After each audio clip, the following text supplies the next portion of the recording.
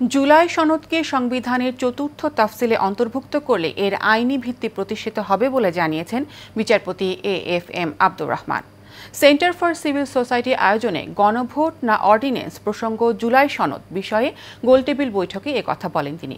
Supreme কোর্টের appellate ডিভিশনের আইনজীবী ও বাংলাদেশ সরকারের assistant attorney general Humayun Kabir তানিমের সঞ্চালনায় শনিবার সকালে রাজধানীর জাতীয় প্রেসক্লাব মিলনায়তনে আয়োজিত এ গোলটেবিল বৈঠকে সভাপতিত্ব করেন সেন্টার ফর সিভিল সোসাইটির সভাপতি আইনজীবী মোহাম্মদ পারভেজ হোসেন।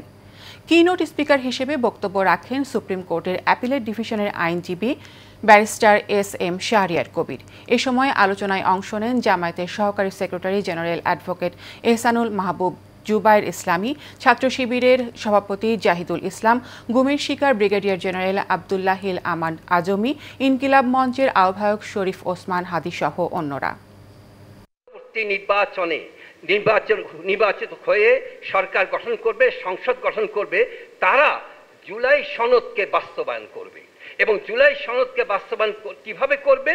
তারা এই জুলাই সনদটাকে একটি অস্থায়ী ক্রান্তিকালীন বিধানাবলী হিসাবে এই সংবিধানের চতুর্থ তফসিলে অন্তর্ভুক্ত করে দেবে।